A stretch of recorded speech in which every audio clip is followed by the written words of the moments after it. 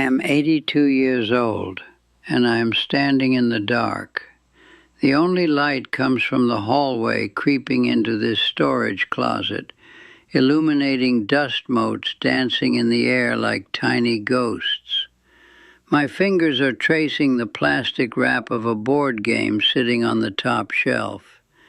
It has been here for 40 years. It is dusty. It is untouched. This box is not a toy. It is a tombstone for weekends that never happened. It is a monument to every Saturday I worked and every Sunday I slept. Listen closely to me because I do not have much time left to say this. You are trading your life for paper numbers in a bank account. I did the exact same thing. I thought I was building a fortress for my family, but I was actually building a prison for myself. Now the silence in this house is so loud it hurts my ears. This object proves that time spent is gone forever. You cannot earn it back. You cannot buy it back. Do not let your legacy be a shelf full of unopened promises, waiting for a Sunday that never arrives. I am telling you this because I need someone to learn from my pain. Back then I believed absence was a virtue. I wore exhaustion like a badge of honor pinned to my chest. I convinced myself that providing financially was the only way to show love. I thought love was a roof over their heads and food on the table. I was wrong. My children saw a briefcase standing by the door instead of a father sitting in the chair. They saw the back of my suit jacket as I walked out into the rain. I told myself I was building a future for them. I ignored the present crumbling around me like dry plaster. I was arrogant. I thought they would wait indefinitely for me to finish my work. I missed school plays because of meetings. I missed bedtime stories because of conference calls. I rationalized every missed moment as a necessary sacrifice. I told myself they would understand when they were older. The lie was comfortable. It allowed me to sleep at night, while my family learned to function without my presence. I thought I was the provider. Actually, I was just a ghost haunting my own home. I paid the bills, but I did not pay attention. I gave them things, but I did not give them myself. I thought I was winning the game of life, but I was actually losing the only players that mattered. It was a rainy Tuesday when I bought the game. I remember the smell of the toy store. It smelled of cardboard and new plastic and hope. I walked in there tired from a week of fighting in boardrooms. I saw the box on the shelf, and I thought of my son David. He was 7 years old. He had eyes that lit up when I walked in the door. I bought the game and I drove home in the rain. The wipers slapped against the windshield like a metronome counting down time. I walked into the kitchen and I put the box on the table. David came running. He touched the plastic wrap. He looked at me and he smiled. It was a genuine light in his eyes that I had not seen in months. I promised him we would open it on Sunday. I told him we would play it together, just the two of us. He smiled and he put it back on the table carefully. Sunday came. The sun was shining through the kitchen window. I could see the dust floating in the light. The box was still there waiting for us. I was pouring coffee. The phone rang. It was the office. It was always the office. They needed me to come in. They said it was an emergency. It was never an emergency. It was always just work. I told David to wait. I told him I would be back in an hour. I told him not to open it without me. I left him sitting at the table. He waited alone. I went to the office and I sat in my chair and I pushed papers. I forgot about the time. I forgot about the promise. When I returned, the sun was gone.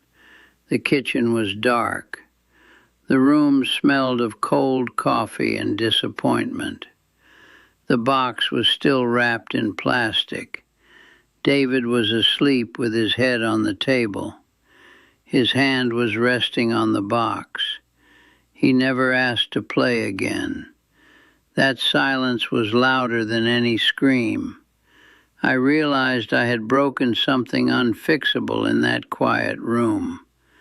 The promise was dead. So was his expectation of my presence. I had taught him that my work was more important than his joy. I looked at the box and I saw my failure staring back at me. I put it on the shelf and I told myself I would do better next time. There was no next time. Now the house is perfectly clean and utterly silent. I sit in the living room surrounded by things I bought them, but none of them are here. The furniture is expensive. The carpets are thick. The walls are painted a color my wife chose 20 years ago. The board game sits on the shelf, mocking my empty hands.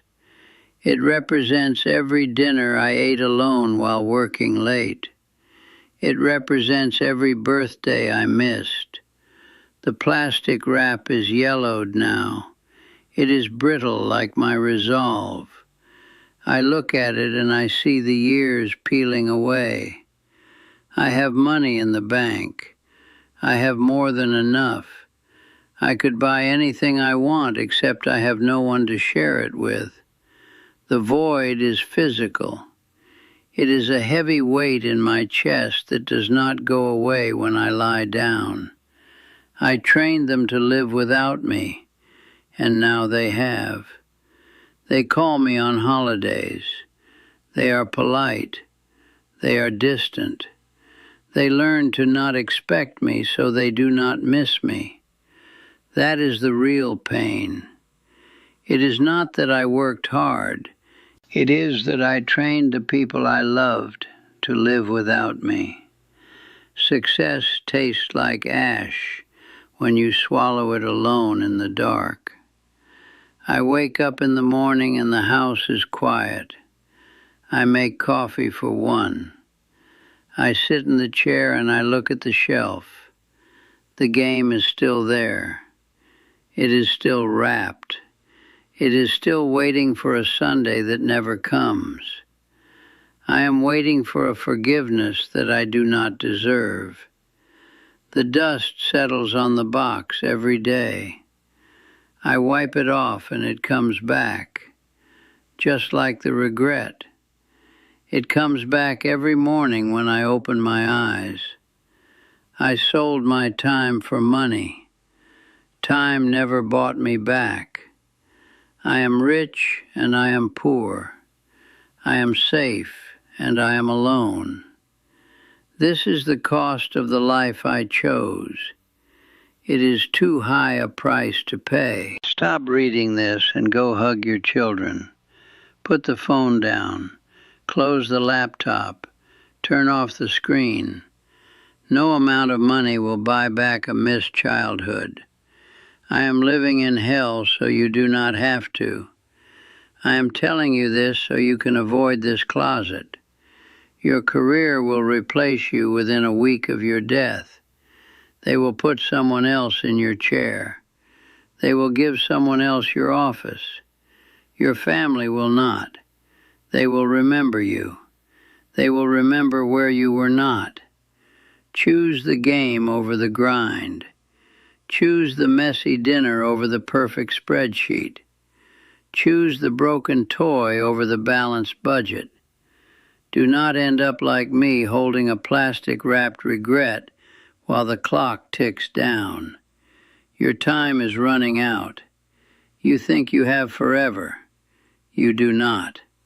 The phone will ring. The work will wait. The child will not. Prove me wrong. Go home today. Be present. Sit on the floor. Play the game. Open the box. Let the pieces get lost. Let the board get torn. That is better than keeping it wrapped in plastic forever. That is the only wealth that matters. Do not let your children learn to live without you. Do not let them stop asking when you will come home. Be there, now, before the silence becomes too loud to bear. I am 82 years old and I am telling you the truth. Listen to me. Do not make my mistake. Go home.